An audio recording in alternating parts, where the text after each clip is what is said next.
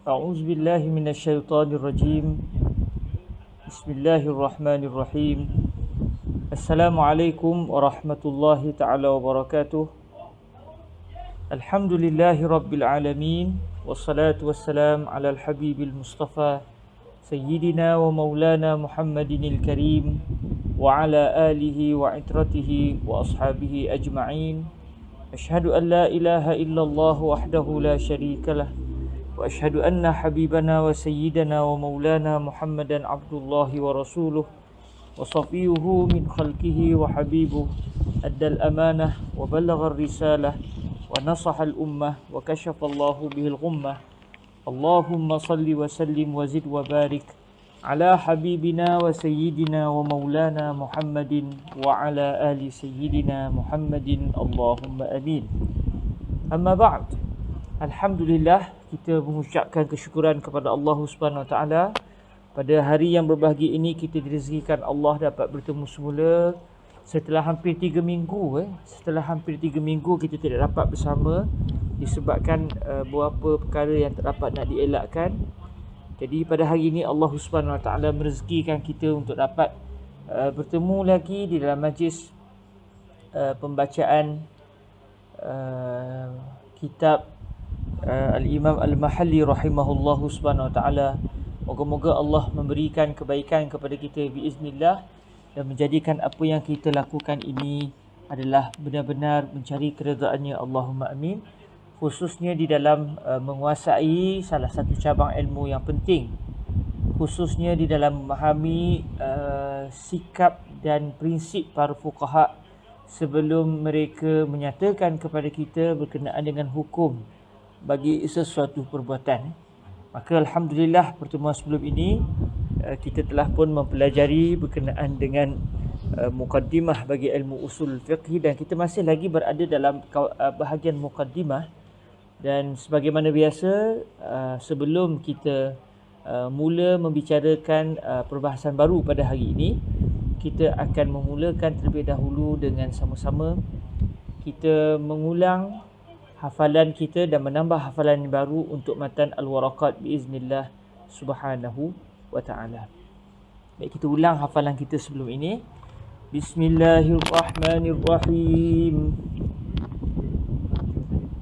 Hadhihi waraqatun tashtamilu ala ma'rifati fusulin min usulil fiqhi, wa dhalika lafzun mu'allafun min juz'aini mufradain, أحدهما أصول والآخر الفقه، فالأصل ما بني عليه غيره والفرع ما بني على غيره. Ini yang pernah kita hafaz sebelum ni.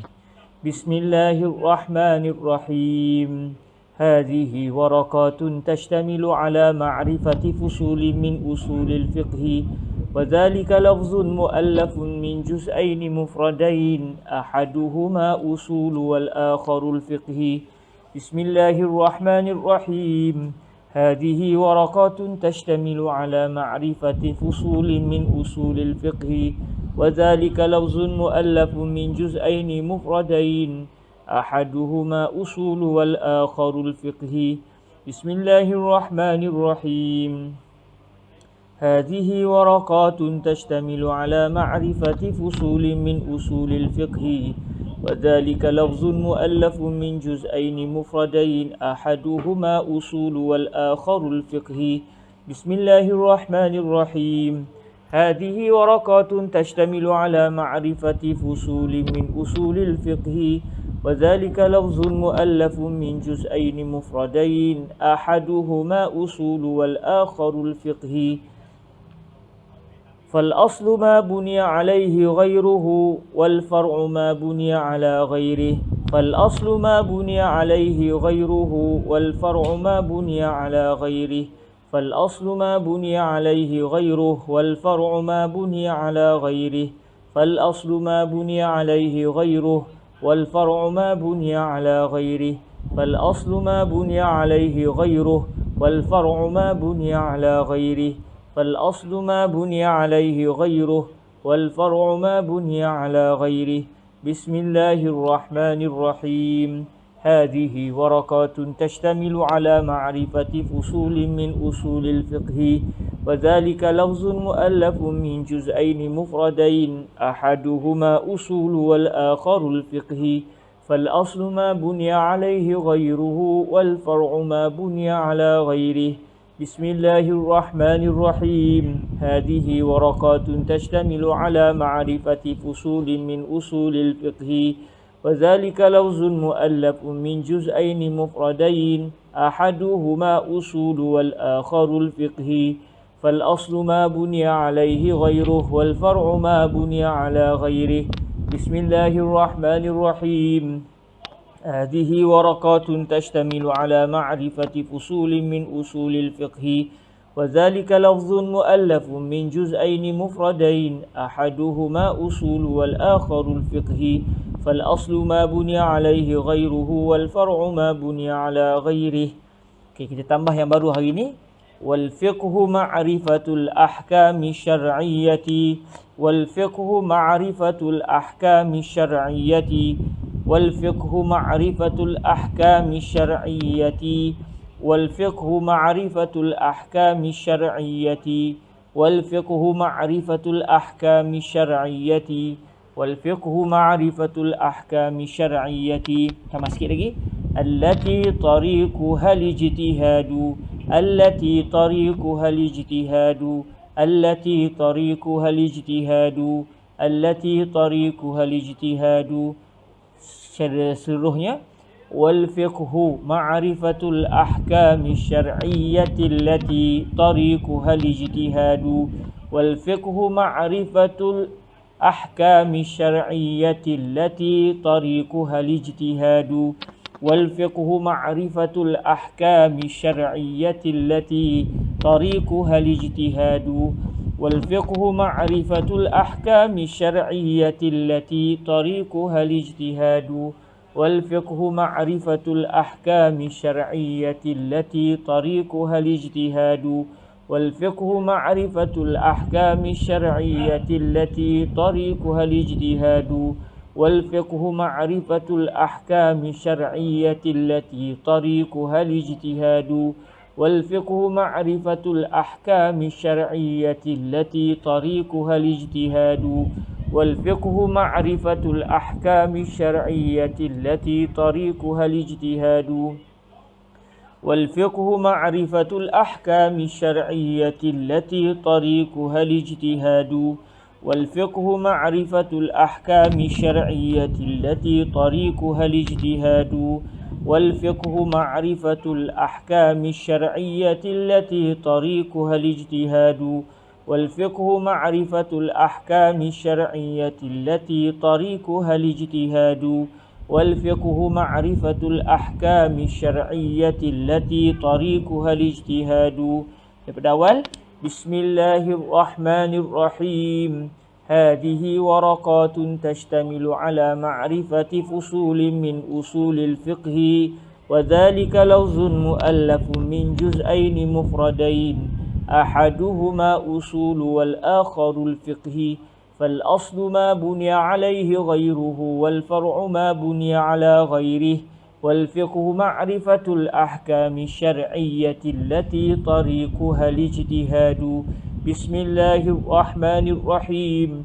هذه ورقات تشتمل على معرفة فصول من أصول الفقه وذلك لفظ مؤلف من جزئين مفردين والأحكام سبعة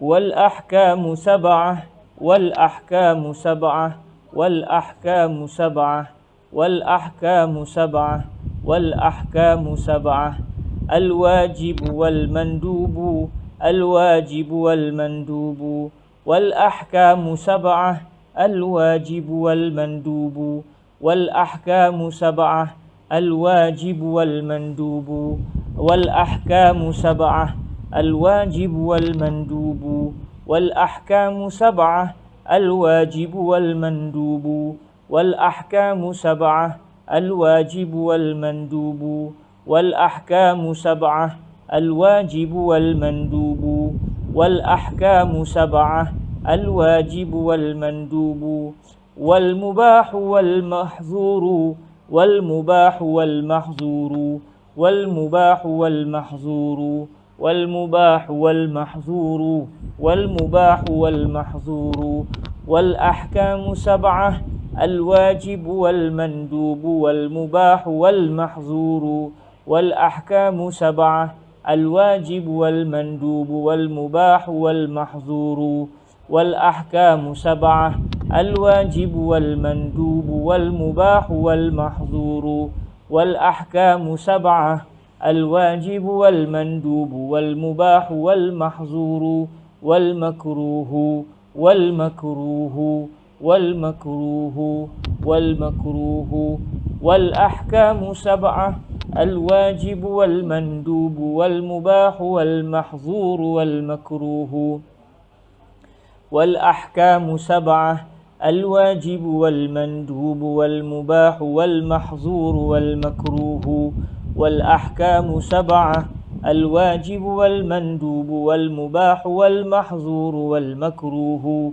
الواجب والأحكام سبعة الواجب والمندوب والمباح والمحظور والمكروه والأحكام سبعة الواجب والمندوب والمباح والمحظور والمكروه والصحيح والباطل. Cuma tuan-tuan, kalau ikut dalam riwayat Imam Al-Jalal Al-Mahalli, was-sahih wal-fasid. Tapi ada riwayat lain bagi kitab Al-Waraqat, was-sahihu wal-batil. Jadi kita hafal berdasarkan riwayat lain insya-Allah. Walaupun tak ada masalah juga kalau kita sebut wal-fasid, kerana fasid dan batil adalah sama sebagaimana yang akan kita terangkan selepas ni. Jadi kita hafal berdasarkan teks Waraqat yang telah saya tahqiq sebelum ini.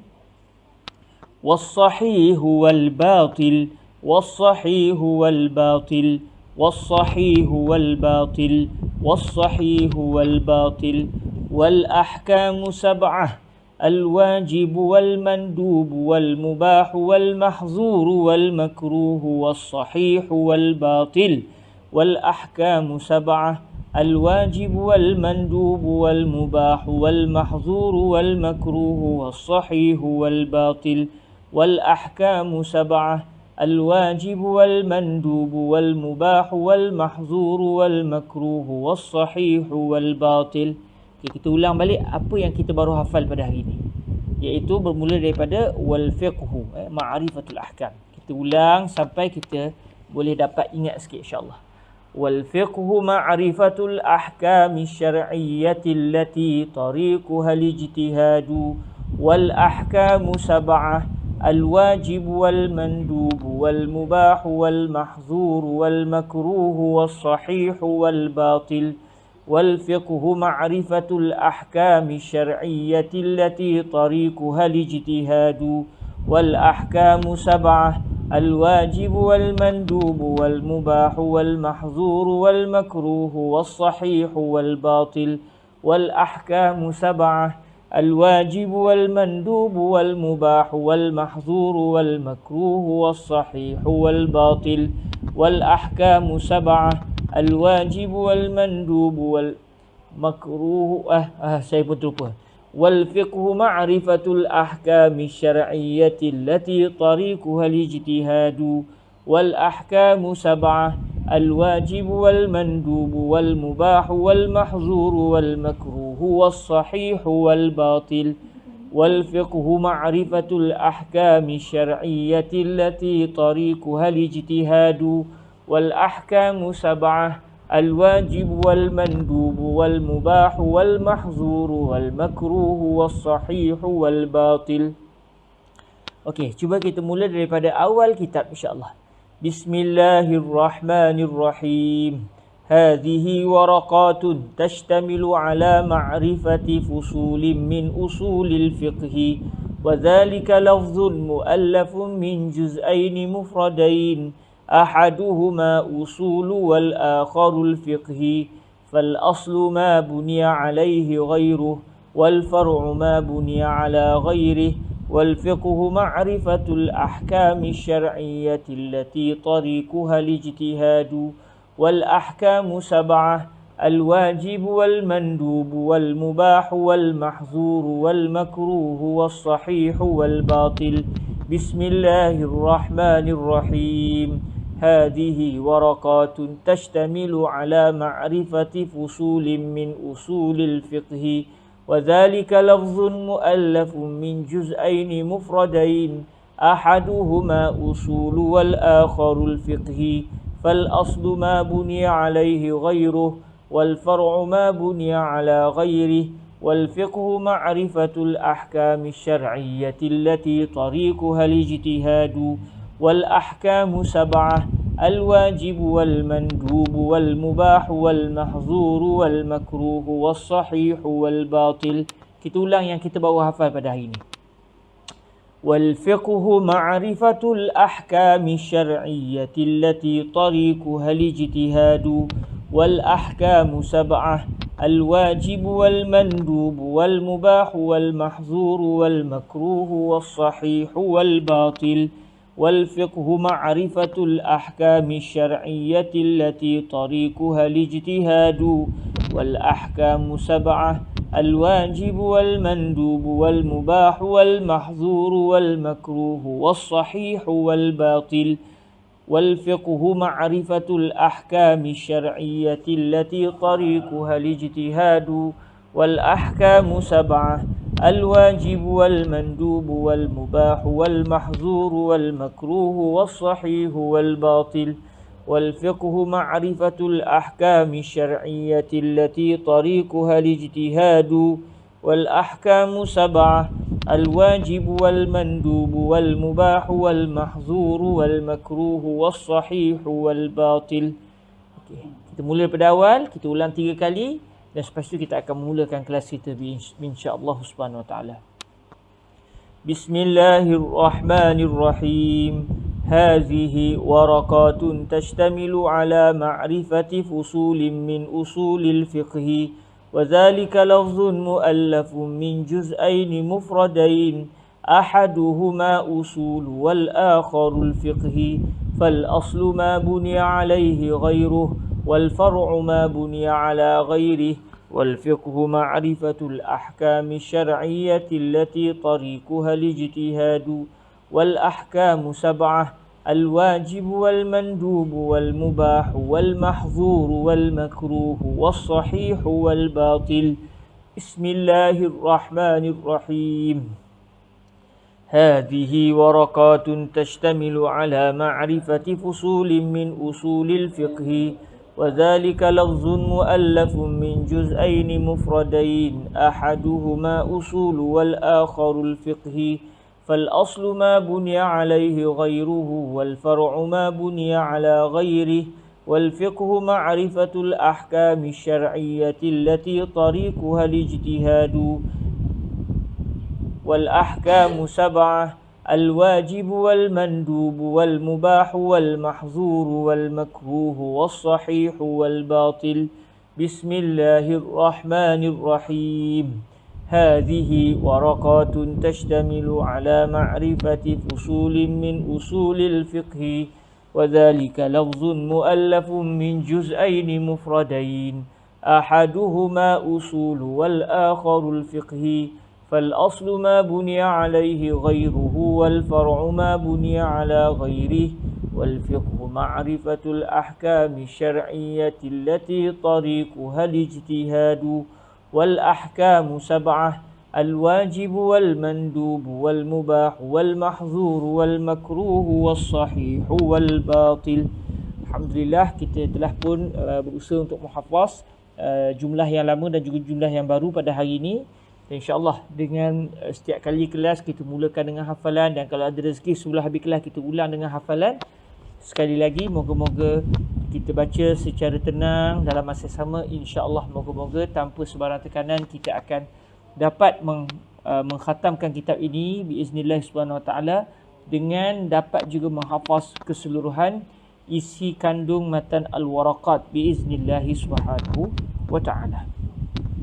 Para hadirin yang dirahmati Allah subhanahu wa taala, pada pertemuan 3 minggu lepas 3 minggu yang lepas kita membicarakan berkenaan dengan definisi al-aslu, iaitu pada huraian terhadap matan yang berbunyi fal aslu ma buniya alaihi ghairuhu.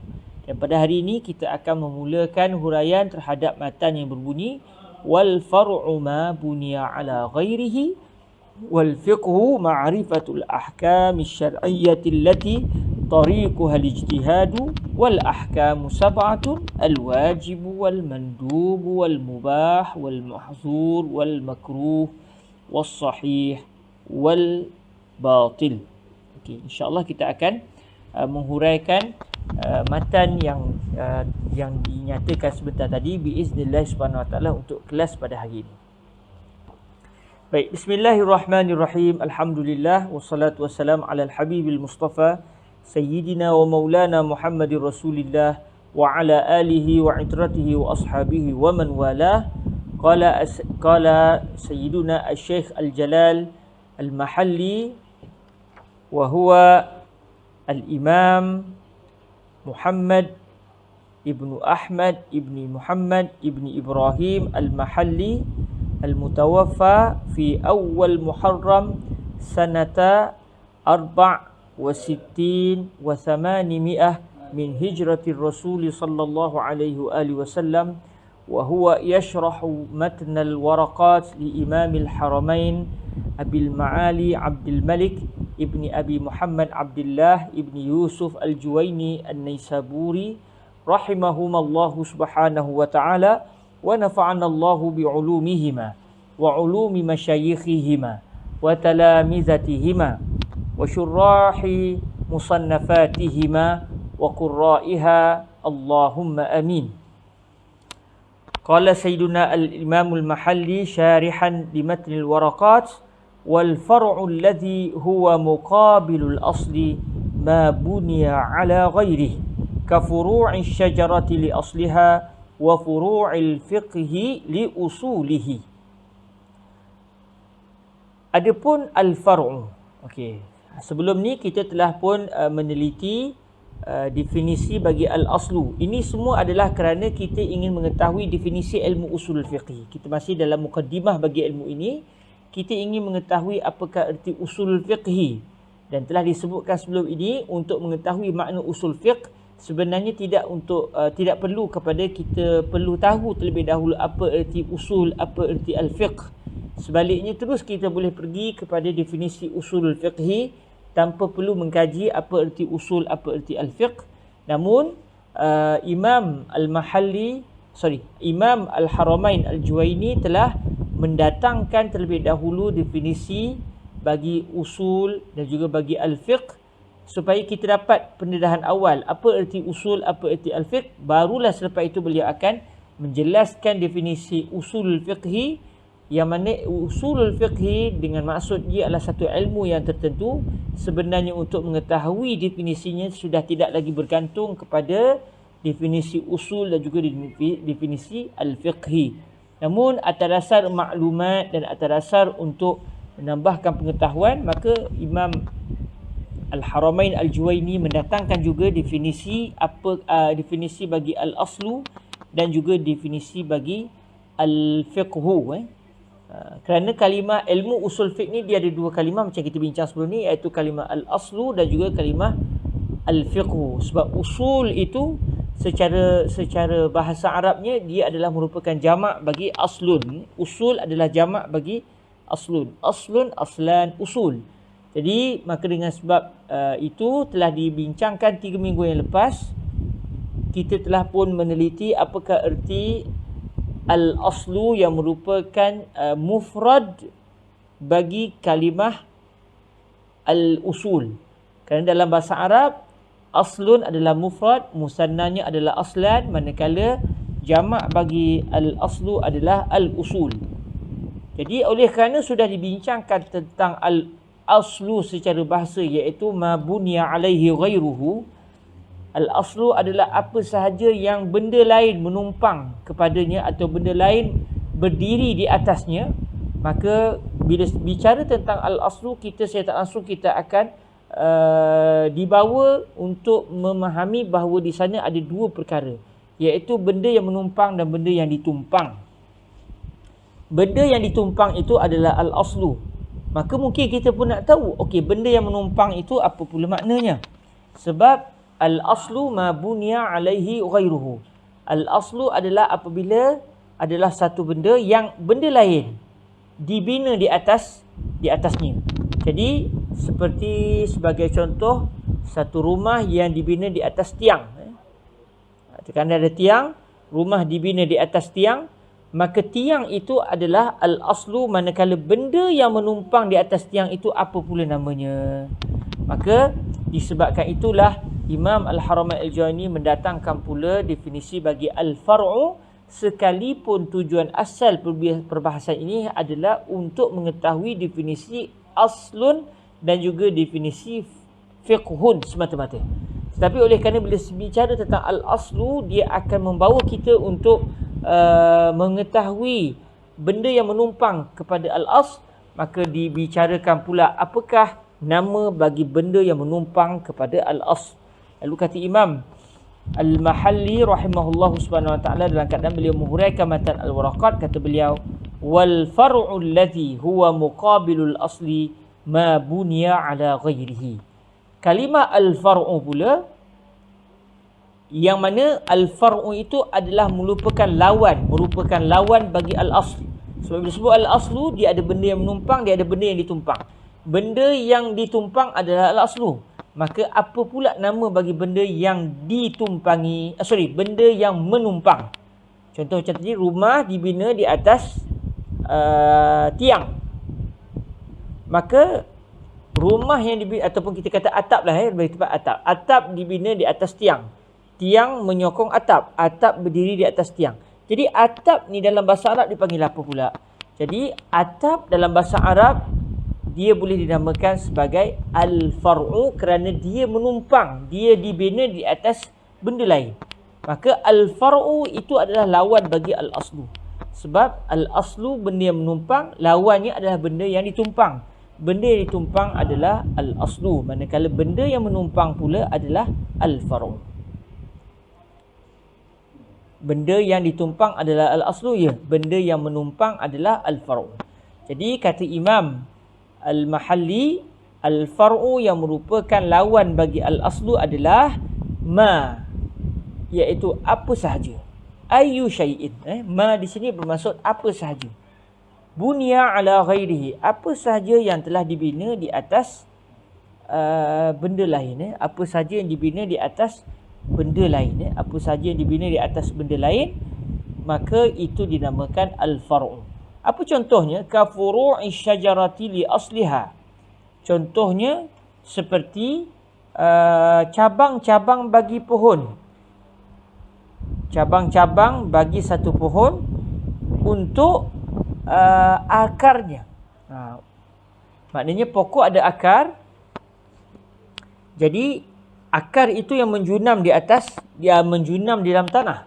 Dia menyokong pokok. Jadi segala yang memerlukan kepada akar, iaitu batang pokok, ranting pokok, daun pokok, buah-buahan yang ada pada pokok, itu semua dipanggil sebagai furu', cabang-cabang bagi al-aslu. Yang mana kalau pokok, al-aslunya adalah merupakan akar, akar yang menyokong pokok. Pokok dibina ataupun berdiri ataupun tumbuh di atas akar, manakala akar pula adalah yang menyokong pokok tersebut.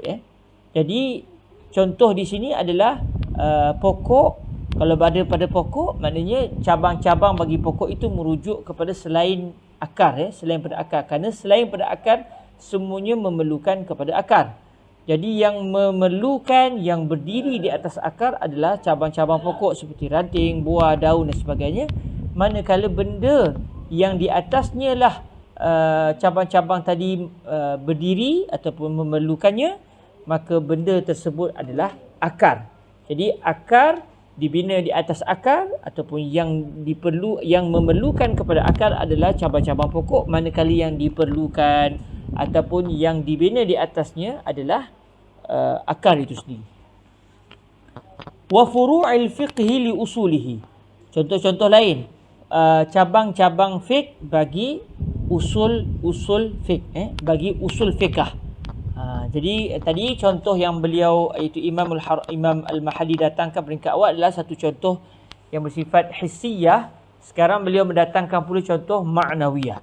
Kalau tadi contoh yang boleh dilihat oleh panca indera, ada satu pokok, kita kata pokok.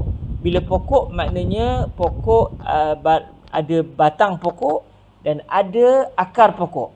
Jadi kalimah al-far'u bagi pokok merujuk kepada batang pokok, daun pokok, buah-buah yang ada di pokok. Manakala al-aslu bagi pokok pula adalah merupakan akar yang berada di dalam tanah. Ataupun akar yang mencengkam tanah. Okey, itu contoh yang boleh dilihat dengan panca indera.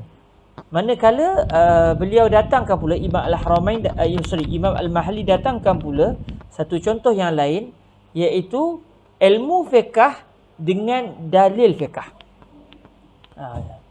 Jadi fiqh ni apa dia? Itu pengetahuan terhadap hukum hakam. Pengetahuan terhadap hukum hakam. Contoh kita sebagai contoh, kalau kita memegang seorang perempuan yang bukan mahram kita, maka kalau kita berwuduk sebelum itu, kita telah pun terbatal wuduknya. Jadi hukum itu dia sebenarnya berdiri ataupun dia bersumberkan kepada dalil. Maknanya tidak boleh seseorang faqih sebut satu hukum dalam keadaan rupa-rupanya dia yang mereka-reka hukum tersebut. Tak boleh. Sebab seseorang faqih, seseorang ulama fiqh, tujuan ataupun tugas mereka adalah mencari, bukan mencipta hukum. Sebaliknya mencari hukum. Nak cari di mana? Cari di dalil-dalil syarak. Jadi kalau begitu, seakan-akan ilmu fiqh memerlukan kepada dalil. Jadi seakan-akan ilmu fiqh dibina di atas dalil. Manakala dalil adalah benda yang menjadi keperluan bagi fiqh. Jadi fiqh berdiri di atas dalil, manakala dalil pula adalah menjaga ataupun menyokong fiqh. Jadi kalau macam fiqh dan juga dalil fiqh tu bukan benda yang boleh kita lihat dengan panca indera, dia bukan bersifat objek. Jadi didatangkan contoh yang kedua, iaitu kalau fiqh dengan dalil fiqh, kita boleh katakan dalil fiqh adalah usul, manakala ilmu fiqh itu pula adalah furu', adalah furu'. Dan memang dalam ilmu fiqh pun kita kata furu', ilmu furu' itu merujuk kepada ilmu fiqh, manakala ilmu usul kadang-kadang merujuk kepada ilmu usul fiqh, kadang-kadang merujuk kepada usuluddin. Okey, jadi tahulah kita kenapa Imam Al-Mahalli rahimahullahu subhanahu wa ta'ala mendatangkan dua contoh ini, iaitu contoh yang pertama, contoh yang bersifat zahir, yang boleh dilihat, yang bersifat objek, manakala contoh yang kedua bersifat maknawi, iaitu yang tidak berbentuk dan berobjek. Jadi maknanya kalimah al-faru dan juga kalimah al-aslu boleh digunakan untuk benda-benda yang boleh dilihat dengan panca indera, dan boleh juga digunakan kepada benda-benda yang bersifat abstrak yang tidak berbentuk dan berobjek. Jadi selesailah kita bicara tentang al-faru. Kenapa kita bicara tentang al-faru sedangkan tujuan utama kita adalah untuk mengetahui definisi usulul fiqhi, kalimah usul dan juga kalimah al-fiqh. Kalimah usul kita ketahuinya melalui definisi al-aslu yang merupakan mufrad bagi kalimah al-usul. Kalimah al-fiqh kita akan bicara sebentar nanti. Cuma kenapa kita bicara tentang al-far'u? Maknanya sebagaimana kata para ulama, asy-syai'u bisyai'i yuzkar wad-diddu bid-diddi yuhdar. Sesuatu benda itu dengan sebab benda lain akan disebut. Dan sesuatu benda yang bersifat berlawanan itu akan dihadirkan sekali apabila disebutkan lawannya. Jadi biasanya begitu. Apabila satu benda tu dia ada lawan dia ada did dia ada lawan dia, besar, kecil, gemuk, kurus. Jadi bila sebut tentang gemuk, kita akan cerita tentang kurus, walaupun mungkin tujuan kita nak cerita tentang gemuk. Begitu juga bila sebut al-aslu, dia ada satu lagi lawan pada al-aslu, iaitu al-faru. Maka dipanggil al-istitrad, satu benda yang akan didatangkan walaupun bukan itu tujuan asal, tetapi disebut atas dasar kerana sesuatu benda biasanya kalau dia ada lawan, kita akan sebut juga lawannya supaya benda yang mula-mula kita nak bincangkan itu lebih jelas. Jadi asy-syai'u bi-syai'i yuzkar wad-diddu bididdihi yuhdar. Asy-syai'u bi-syai' yuzkar wad-diddu bididdi yuhdar. Okey, jadi selesailah kita bicara tentang al-aslu dan kita pun dah bicarakan juga tentang al-far'u sebagai atas dasar al-istitrad, iaitu atas dasar kerana menambah faedah, walaupun bukan tujuan asalnya kita nak tahu tentang definisi al-far'u. Okey, setelah kita tahu tentang al-aslu, kita akan lihat pula definisi bagi al-fiqhu, kerana ilmu usul fiqhi itu adalah cantuman daripada dua perkalimah, iaitu usul dan juga al-fiqhi. Usul kita telah pun mengetahui definisinya menerusi definisi al-aslu. Sekarang kita akan lihat pula apakah erti al-fiqhu. Qala rahimahullahu subhanahu wa ta'ala, wal fiqhu alladhi huwa al-juz'u tsani lahu ma'nan lughawiyyun wa huwa al-fahmu. Kalimah al-fiqhu yang merupakan juzuk kedua, maksudnya pecahan kedua, bahagian kedua, bahagian kedua bagi kalimah apa? Bagi kalimah usul dan juga al-fiqh. Kerana usul adalah pecahan yang pertama, manakala kalimah al-fiqh ada pecahan yang kedua. Jadi oleh kerana kita dah bicarakan tentang definisi yang pertama, pecahan yang pertama iaitu kalimah al-aslu ataupun usul, sekarang kita akan melihat pula kalimah al-fiqh yang merupakan juzuk yang kedua ataupun pecahan yang kedua bagi kalimah usulul fiqhi. Kalimah al-fiqhu, kata Imam Al-Mahalli rahimahullahu azza wa jal, kalimah al-fiqhi memiliki dan juga mempunyai makna secara bahasa. Maknanya orang Arab sebelum kedatangan Sayyidina Rasulullah sallallahu alaihi wasallam menggunakan kalimah al-fiqhu untuk makna sekian-sekian. Apa maknanya? Makna yang digunakan bagi kalimah al-fiqhu di sisi orang Arab, ataupun kita kata secara bahasa Arab, adalah al-fahmu, iaitu memahami, kefahaman. Jadi al-fiqhu sama erti dengan al-fahmu. Jadi bila kita nak tanya pada seorang sahabat kita, contoh saya tanya pada tuan-tuan, hal antum tafqahuna ma aradtu min hadha syarh? Saya guna kalimah tafqahun. Adakah kamu memahami? Hal antum tafqahun, maksudnya hal antum tafhamun, adakah kamu semua memahami?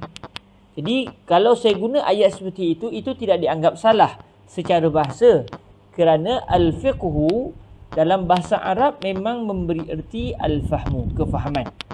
Jadi al-fiqhu dia ada makna secara bahasa dan dia juga ada makna secara syarak. Maknanya akhirnya kalimah al-fiqhu walaupun pada asalnya dia ada makna secara bahasa, tetapi digunakan selepas itu untuk makna yang lain yang tidak digunakan oleh bahasa Arab. Maksudnya orang Arab sebelum kedatangan Nabi menggunakan kalimah al-fiqhu dengan tujuan dengan memberi erti al-fahmu. Apabila Rasulullah sallallahu alaihi wasallam datang, para ulama datang selepas itu, lalu akhirnya dalam penulisan para ulama mereka menggunakan kalimah al-fiqhu. Kadang-kadang ataupun kebanyakan tulisan-tulisan mereka ketika itu bukan lagi merujuk kepada erti al-fahmu. Sebaliknya al-fiqhu mempunyai makna yang tersendiri. Maksudnya berlaku perubahan makna daripada makna secara bahasa kepada makna secara istilah ataupun makna secara syarak. Okey, wa ma'nan syar'iyyun, lahu ma'nan lughawiyyun wa huwa al-fahmu, wa ma'nan syar'iyyun wa lahu aidan ma'nan syar'iyyun. Kalimah al-fiqhu juga memiliki makna yang lain, iaitu makna secara syarak, ataupun kita boleh juga sebut wa ma'nan istilahi, makna secara istilah. Boleh jugalah kalau kita nak sebut wa ma'nan istilahi, namun di sini sebut wa ma'nan syar'i kerana para ulama yang mendefinisikan al-fiqhu dengan makna yang khusus itu, mereka adalah orang yang berkecimpung dalam bidang-bidang syariat, maka dengan sebab itu disebut wa ma'nan syar'iyyun. Makna secara syarak. Wa huwa, lafaz al-fiqhu secara makna syarak apa dia pula? Ma'rifatul ahkami syar'iyyati allati tariquha lijtihadu. Yang kita hafal hari ni wal fiqhu ma'rifatul ahkami syar'iyyati allati tariquha lijtihadu. Jadi ini rupa-rupanya al-fiqhu dengan makna ma'rifatul ahkami syar'iyyati allati tariquha lijtihad. Ini adalah makna fiqh secara istilah, secara ilmu, secara ilmu yang khusus. Walaupun secara bahasa Arab ni sebelum kedatangan Sayyidina Rasulullah sallallahu alaihi wasallam, orang Arab tidak menggunakan kalimah al-fiqh dengan maksud ma'rifatul ahkam syar'iyyati allati tariquha al-ijtihad. Sebaliknya mereka menggunakan kalimah al-fiqh dengan erti al-fahmu. Jadi apakah maksud al-fiqh secara syarak? Di sini disebut ma'rifatul ahkam, ma'rifatul ahkam, pengetahuan terhadap hukum hakam. Pengetahuan terhadap hukum-hukum yang bercirikan dengan ciri-ciri syariat. Hukum hakam yang bersifat dengan sifat syariat. Dipanggil al-ahkam asy-syar'iyyah. Hukum hakam yang bersifat syariat. Maksudnya secara tak langsung kita, maknanya ada hukum hakam yang bukan bersifat syariat. Ada hukum hakam dari sudut akal, hukum hakam dari sudut uruf. Jadi hukum ni ada tiga. Cuma biasanya bila kita sebut hukum, kita sebenarnya menggunakan kalimah hukum dalam penggunaan bahasa kita. Biasanya bila sebut hukum, itu merujuk kepada hukum hakam syarak, hukum hakam fiqh, hukum hakam yang berkait dengan perintah Allah dan juga perintah Nabi, berkait juga dengan larangan Allah dan larangan Sayyidina Nabi alaihi salatu wassalam. Tetapi secara ilmunya, hukum ini kadang-kadang dia adalah merupakan suatu benda yang bercirikan akal. Kadang-kadang dia bercirikan secara adat resam kebiasaan. Dan biasa yang kita gunakan disebut hukum, hukum yang berkait dengan peraturan-peraturan syariat. Okey. Jadi fiqh adalah pengetahuan terhadap hukum hakam yang berkait dengan syariat. Maksudnya hukum hakam selain itu, hukum hakam akal contoh, hukum hakam bagi adat resam kebiasaan, itu bukan ilmu fiqh. Jadi hukum hakam yang berkaitan dengan syariat, iaitu hukum hakam yang disandarkan kepada Allah dan disandarkan kepada Sayyidina Rasulullah sallallahu alaihi wasallam. Kalau pengetahuan terhadap hukum hakam ini, baik dia berpotensi untuk dinamakan sebagai al-fiqhu. Tapi kalau hukum hakam itu hukum hakam akal. Apa contoh hukum hakam akal? Hukum bagi akal contoh. Satu benda yang akal menerimanya dan akal tidak dapat mengatakan benda itu salah. Contoh, secara akal, benda yang besar tidak dapat dimasukkan ke dalam benda yang kecil. Dalam keadaan yang kecil tetap kecil, yang besar tetap besar. Benda yang besar tidak dapat dimasukkan ke dalam benda yang kecil dalam keadaan benda yang kecil itu tidak dibesarkan, dalam keadaan benda yang besar pula tidak dikecilkan. Okey. Contoh, katakan ini tisu. Ini memang tisu pun. Okey. Tisu nak masukkan ke semuanya dalam lubang hidung saya. Boleh tak tisu sebesar ini dalam keadaan dia tidak diubah? Dia tidak akan diperonyokkan, tidak akan dikecil-kecilkan, tapi dia tetap kekal besar seperti ini. Boleh tak tisu yang tidak berubah, tidak dikecilkan ini, dimasukkan ke dalam lubang hidung saya yang tidak dibesarkan, tetap kecil seperti ini? Okey, ini contoh yang baru terfikir sekarang. Minta maaf. Jadi secara akal, boleh tak benda itu berlaku? Tisu tidak dikecilkan atau lubang hidung tidak dibesarkan. Tetapi kita kata boleh tak tisu dalam besar begini dimasukkan ke dalam lubang hidung yang kecil begini? Itu adalah mustahil. Tapi kalaulah Allah Ta'ala, ketika saya nak masukkan benda ni ke dalam lubang hidung saya, tiba-tiba takdir Allah Ta'ala, Allah besarkan hidung saya, lalu lubang hidung menjadi besar, maka ketika itu boleh masuk. Atau ketika saya nak masukkan tu, saya ponyok, saya tekan, akhirnya Dia jadi kecil. Tahu macam mana saya nak buat, saya pun tak tahu.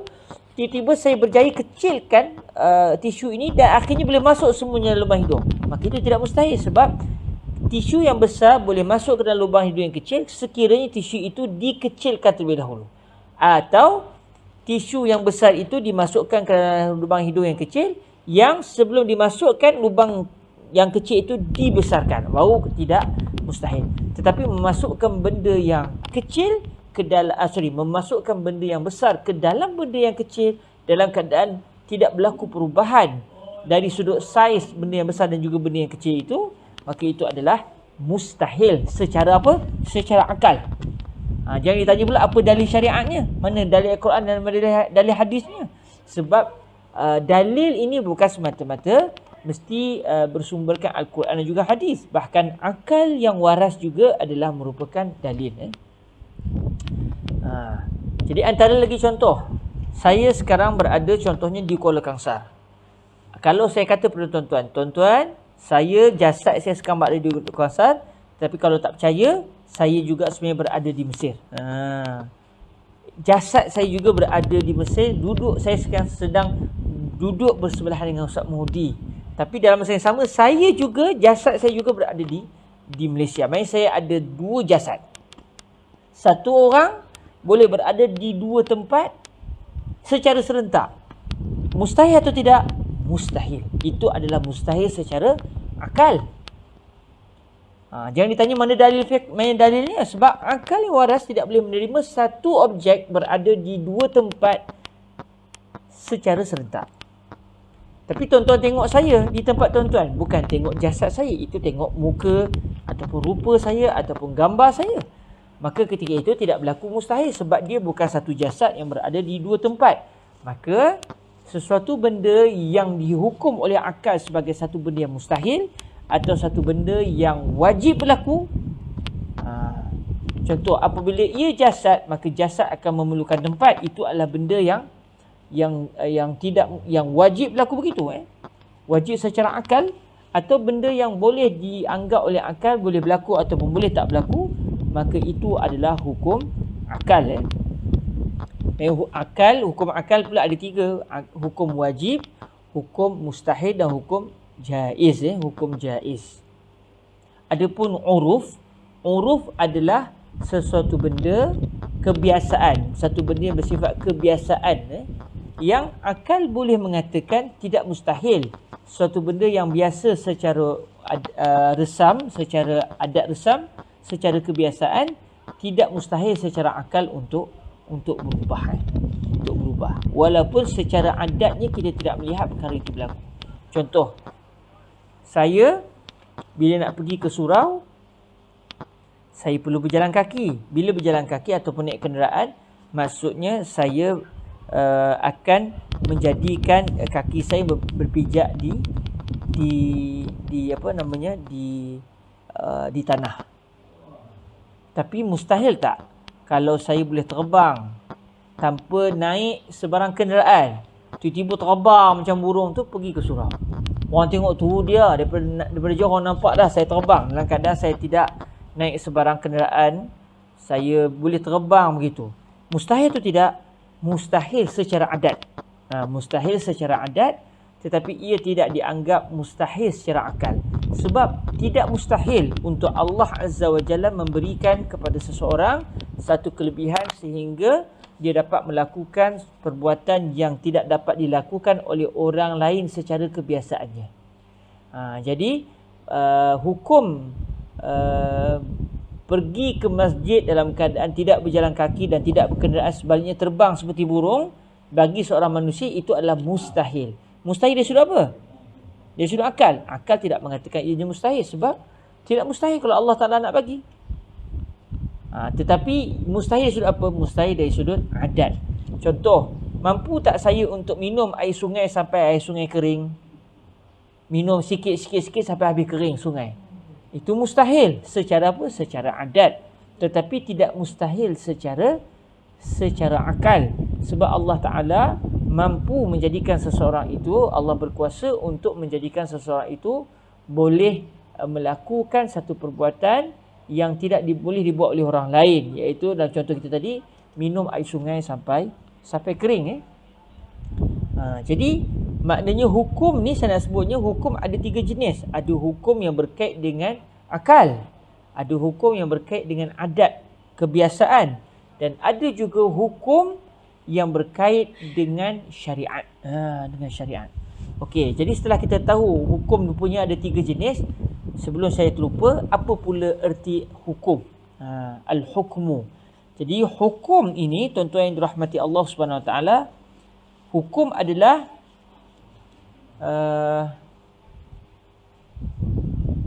isbatu amrin li amrin au nafyuhu anhu. Itu adalah definisi bagi hukum secara bahasa.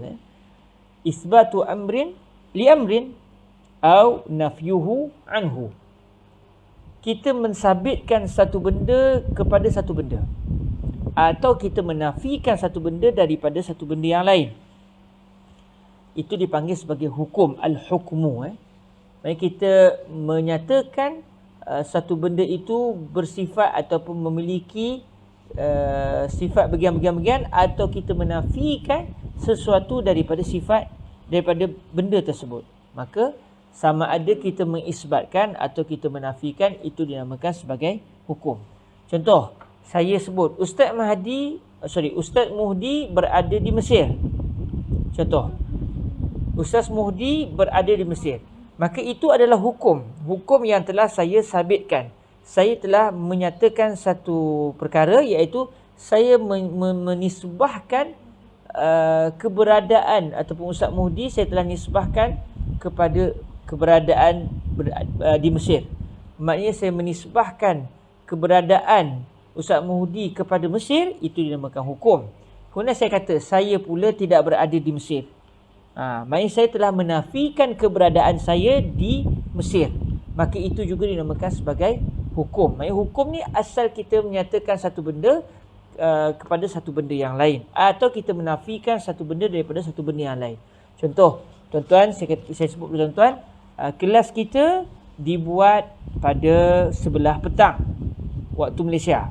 Maka itu adalah satu hukum, hukum yang telah saya nyatakan kepada tuan-tuan.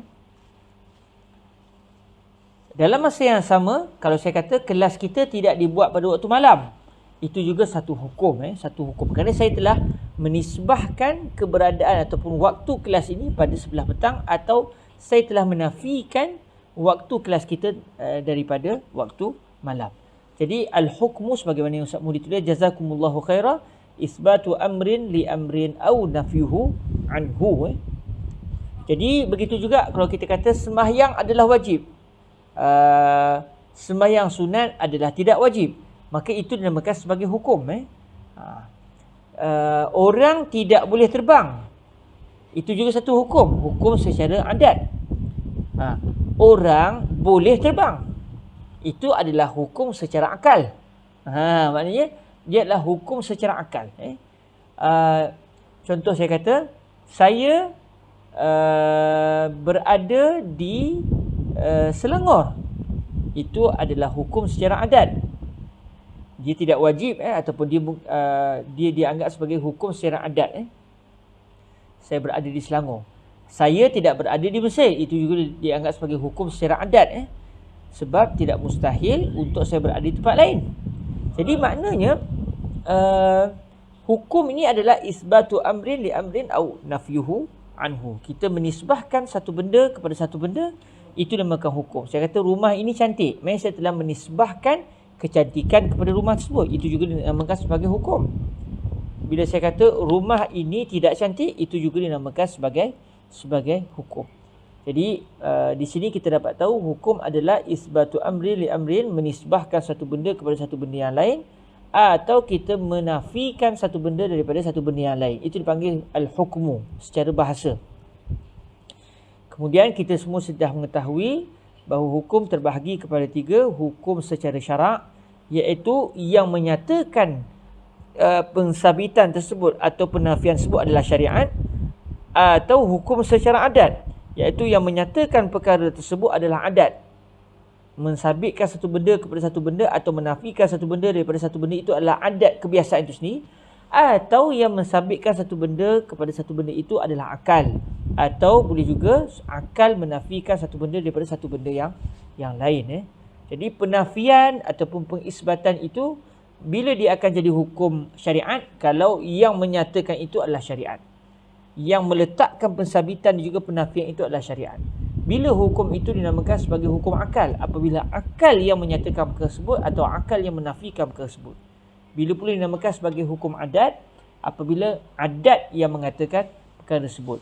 Contoh macam isu COVID, kita kata duduk bersebelahan dengan pesakit COVID akan menyebabkan seseorang itu dijangkiti oleh penyakit COVID. Duduk berdekatan dengan orang yang positif COVID akan menyebabkan orang tersebut dijangkiti penyakit COVID. Ini adalah satu hukum sebab saya telah mensabitkan satu benda kepada satu benda yang lain. Tapi adakah hukum ini dinamakan sebagai hukum syarak? Dia bukan syarak sebab yang menyatakan ini bukan Allah Ta'ala dan bukan Nabi. Adakah akal? Ini mesti dapat COVID? Bukan juga akal sebab tak mustahil orang tu duduk sebelah-sebelah tiba-tiba tidak kena COVID. Jadi siapa yang menyebut? Adat kebiasaan. Iaitu adat secara perubatannya, adat kebiasaan dari sudut ilmu perubatan. Kalau orang tu bersebelahan, dia sangat berpeluang, berpotensi untuk mendapat penyakit COVID. Semoga Allah Ta'ala menjaga kita semua daripada penyakit ini. Okey, kita balik kembali kepada definisi al-fiqhu secara syariat, iaitu ma'rifatul ahkami syar'iyyah, mengetahui sebarang hukum yang bersifat syariat, hukum yang disebut oleh Allah dan juga oleh Nabi SAW, hukum yang bersumberkan kepada Allah dan juga kepada Nabi, iaitu sama ada Allah Ta'ala dan juga Nabi menyatakan perbuatan sekian-sekian adalah sekian-sekian, atau perbuatan sekian-sekian tidak dinisbahkan kepada perkara sekian-sekian. Dan kata para ulama, maksud al-ahkam asy-syar'iyyah di sini adalah al-ahkam asy-syar'iyyah al-amaliyah.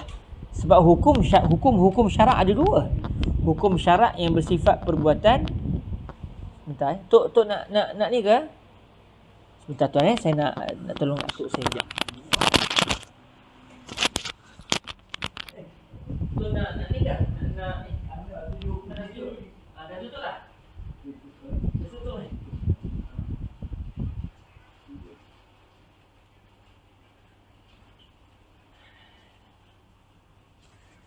Okey.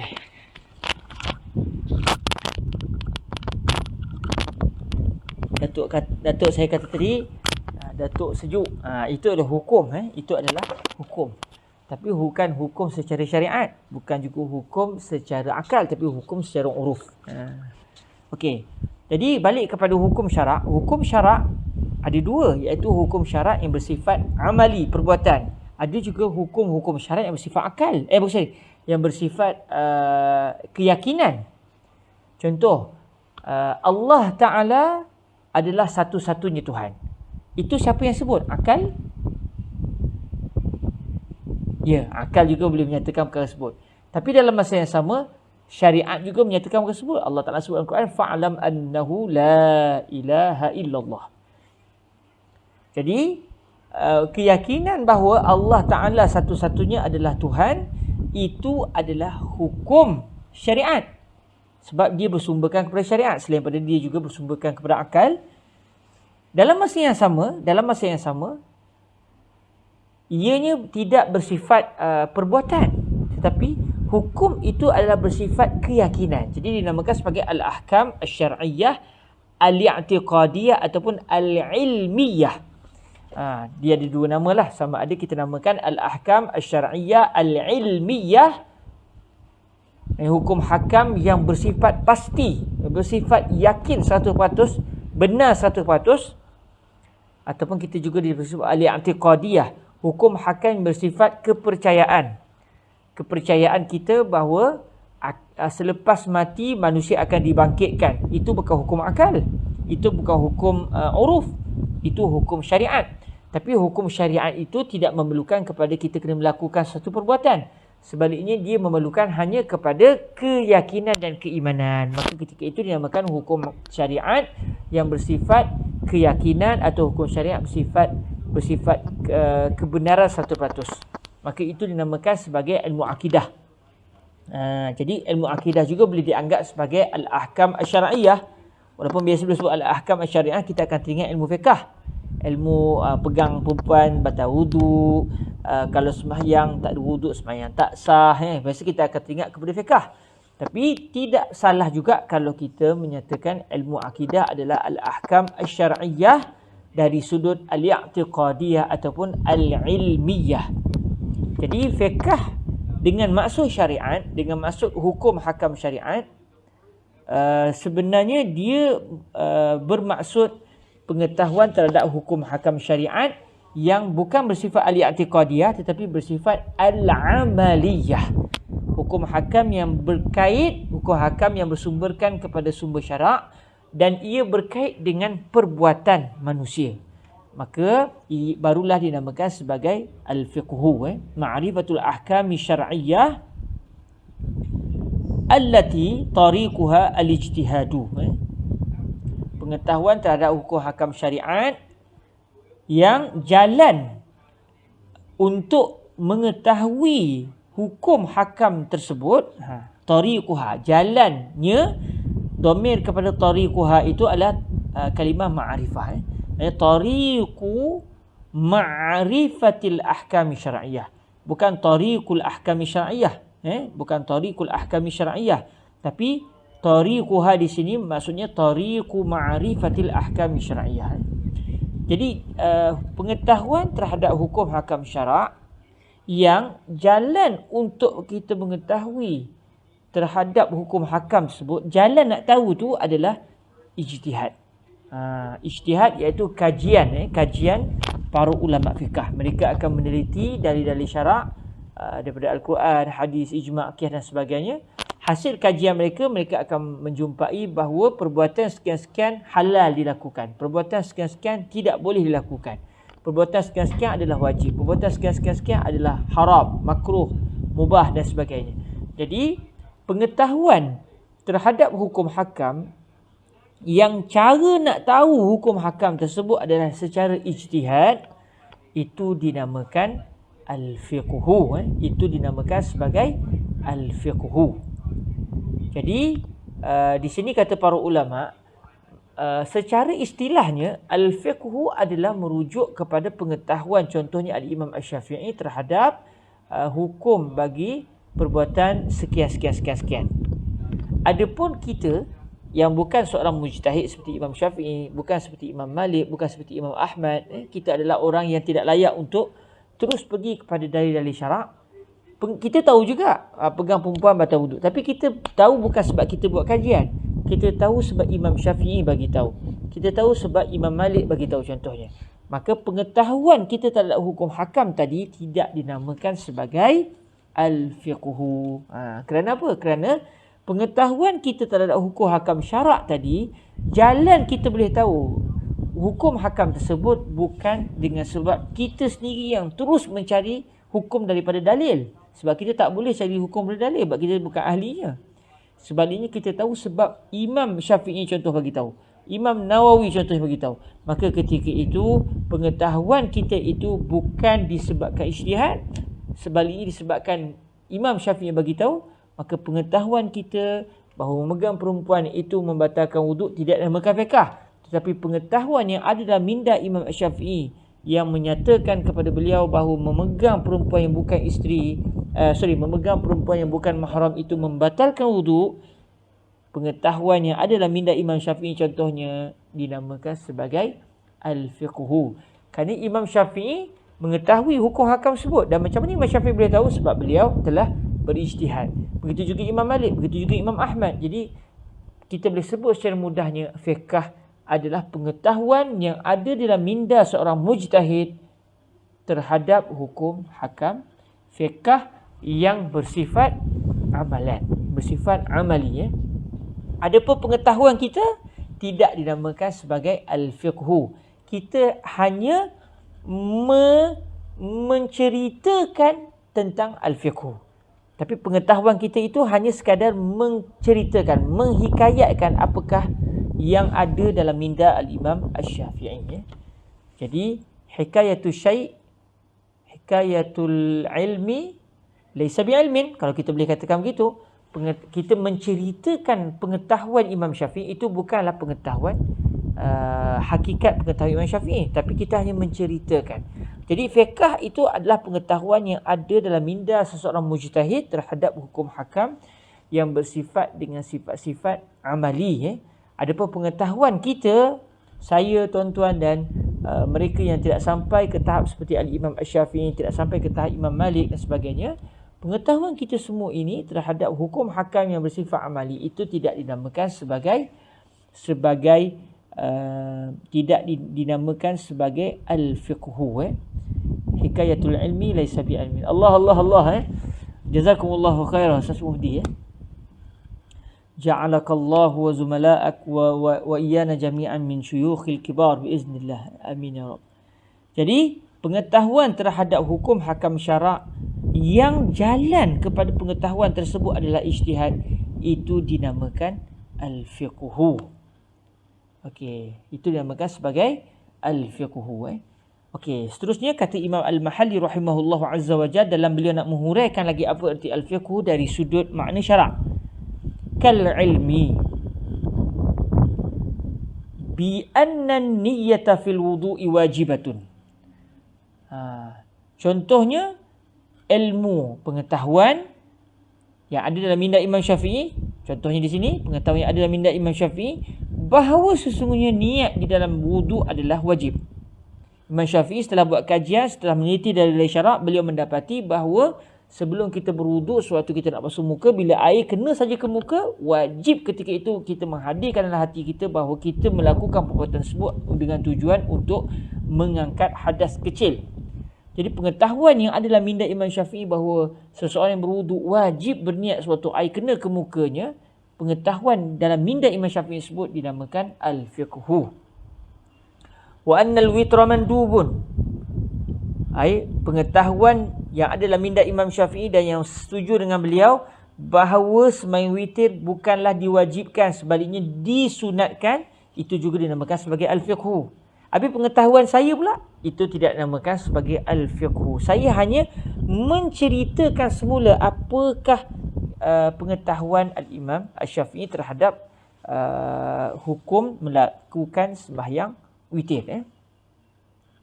Wa anna an-niyyata minal lail syartun fi shaumi Ramadan.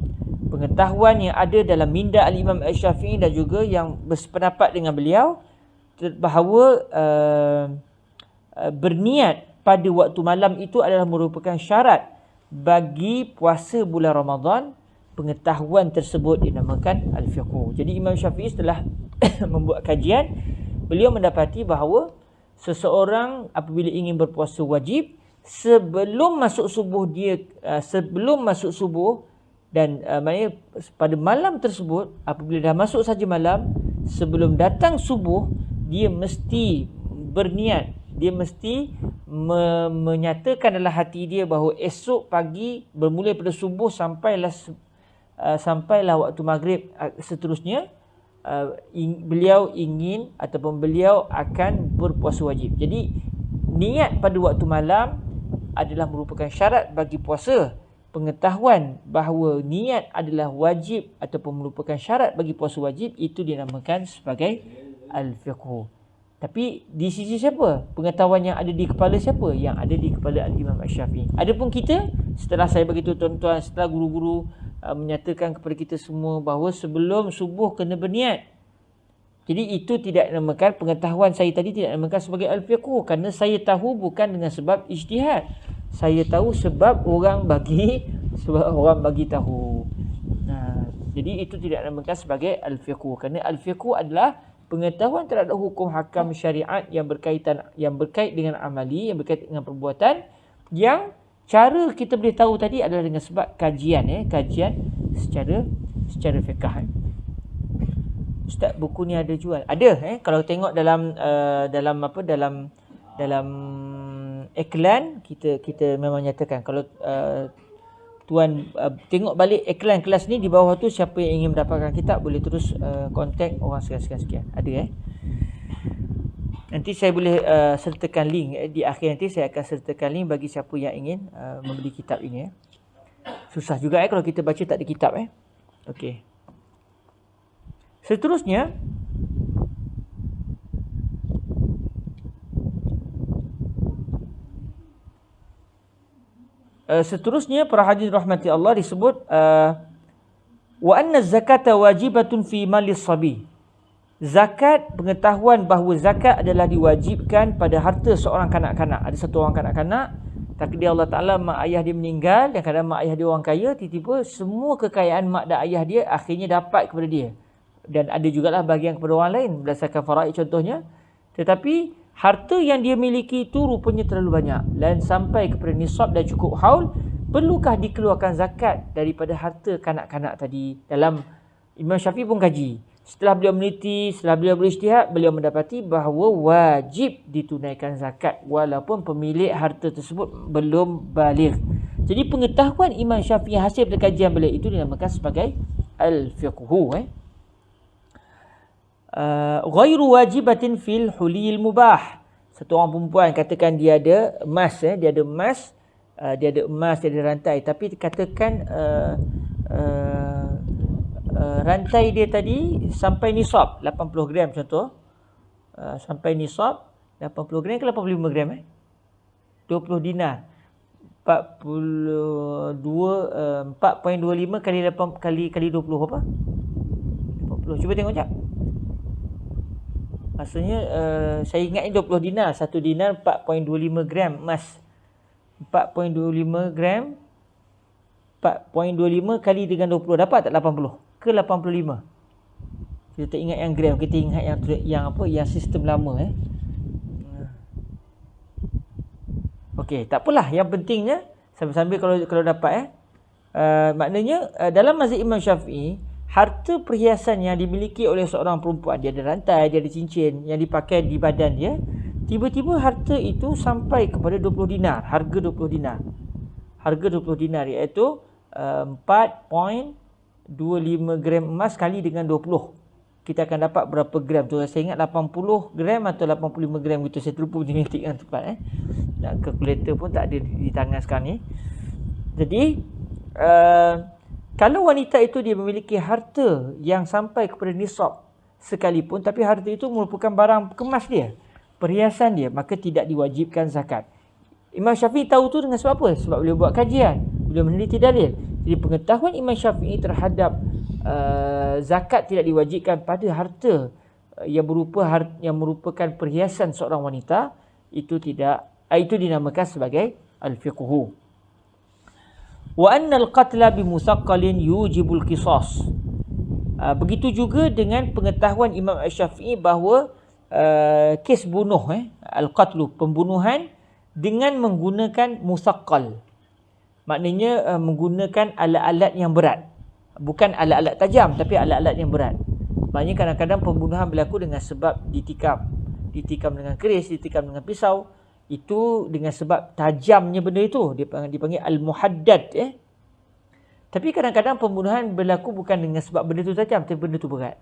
Satu orang tidur, la qadarallah, tiba-tiba satu orang ambil satu batu ataupun kayu, dia pantai kepala kawan tu sampai mati. Wali'azubillah min zalik. Moga-moga selamat kita semua daripada kezaliman. Jadi akhirnya mati.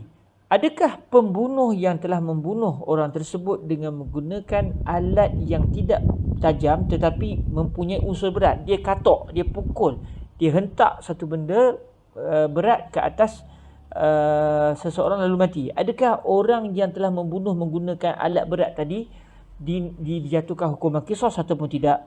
Lalu Imam Syafi'i mengkaji.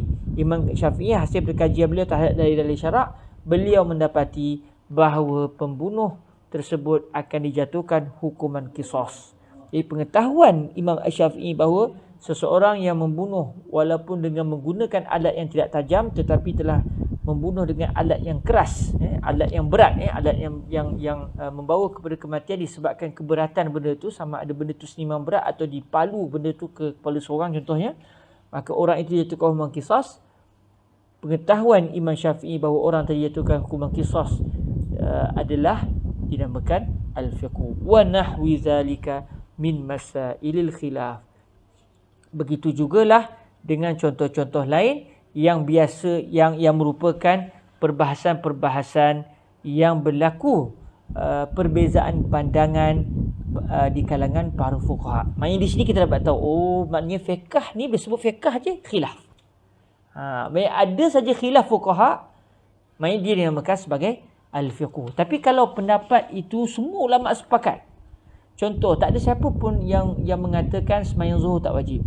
Tak ada siapa yang mengatakan sembahyang maghrib bukan 3 rakaat. Semua fuqaha mengatakan sembahyang maghrib 3 rakaat, sembahyang subuh 2 rakaat. Semua fuqaha tanpa berkecuali mengatakan minum arak adalah haram. Maka ketika itu adakah ia dinamakan al-fiqh? Tidak dinamakan al-fiqh. Sebab apa? Sebab itu merupakan masalah yang disepakati oleh para ulama.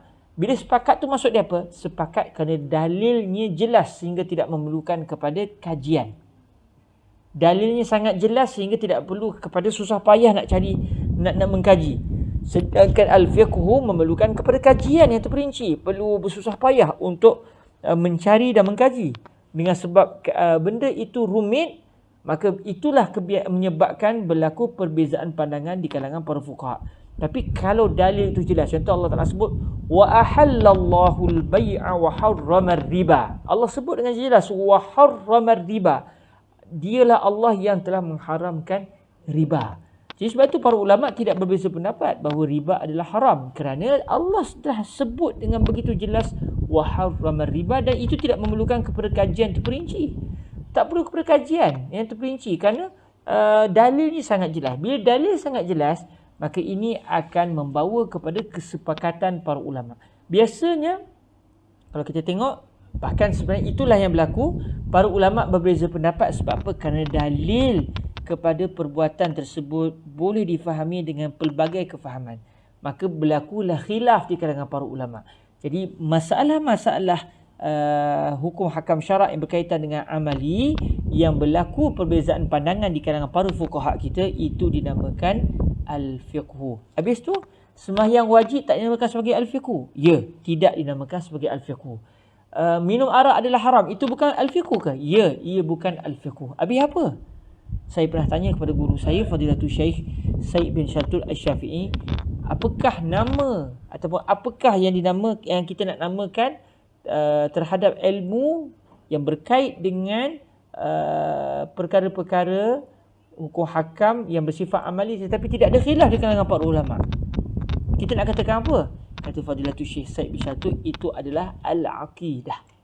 Maksudnya sembahyang fardu setiap hari adalah 5 solat, bukannya 2 solat, bukannya 1 solat. Itu adalah akidah, itu bukan al-fiqh. Maka itulah contoh yang kita boleh datangkan di sini. Maknanya perbahasan-perbahasan itu tidak dinamakan al-fiqh tetapi dinamakan al-aqidah. Kalau khilaf fuqaha barulah dinamakan sebagai al-fiqh. Jadi tuan-tuan yang dirahmati Allah, nampaknya kita kena berhenti sekarang disebabkan bateri saya tinggal lagi 2 minit dan kebetulannya kita pun sudah hampir untuk asar. Moga-moga diberkati Allah SWT, dan kita akan teruskan dengan selawat insya-Allah.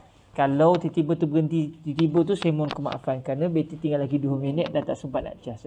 Okay, sama-sama kita tangguhkan majlis kita dengan berselawat ke hadrat Sayyidina Rasulullah sallallahu alaihi wasallam.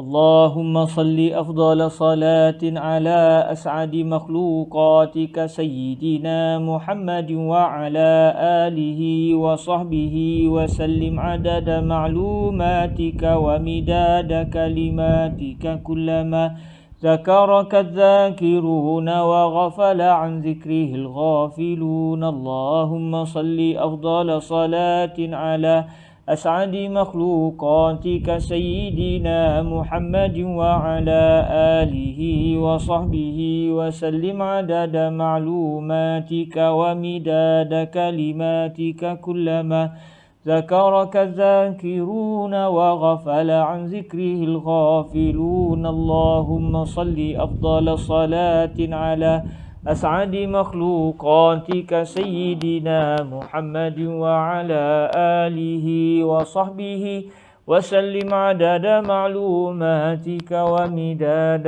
كلماتك كلما ذكرك الذاكرون وغفل عن ذكره الغافلون. InsyaAllah ada rezeki minggu depan kita akan sambung perbahasan kita. Kerana ada sikit lagi huraian terhadap Al-Fiqhu yang kita tak dapat nak nyatakan sebab aku tu habis di sini nak habis.